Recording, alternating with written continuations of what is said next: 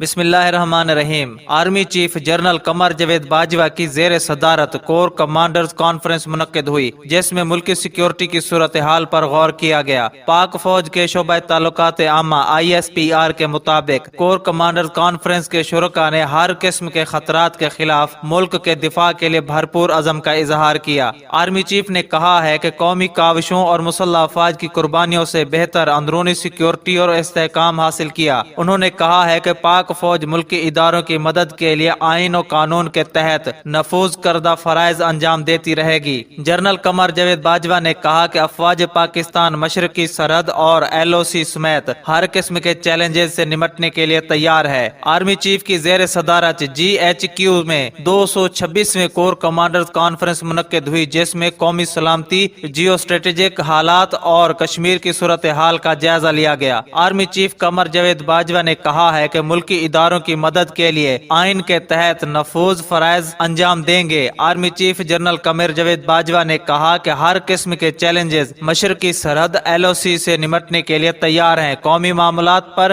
ہم آہنگی دشمن قوتوں کو شکست دینے کے لیے ضروری ہے۔ آرمی چیف نے کہا کہ امن و استحکام کی صورتحال قوم اور اداروں کی مرہون منت ہے۔ مذموم مقاصد کے لیے قربانیوں کے ثمرات رائے گاہ نہیں جانے دیں گے۔ جنرل قمر جاوید باجوہ نے کہا کہ تمام خطرات کے خلاف ملک کا دفاع کریں گے۔ افواج پاکستان آئین کے مطابق فرائض انجام دیتی رہے گی۔ آرمی چیف نے کہا کہ قومی کاوشوں مسلح افواج کی قربانیوں سے بہتر اندرونی سیکیورٹی اور استحکام حاصل کیا۔ تو ناظرین، آپ کا اس بارے میں کیا خیال ہے؟ نیچے کامنٹ باکس میں اپنی قیمتی رائے کا اظہار ضرور کریں۔ اللہ حافظ۔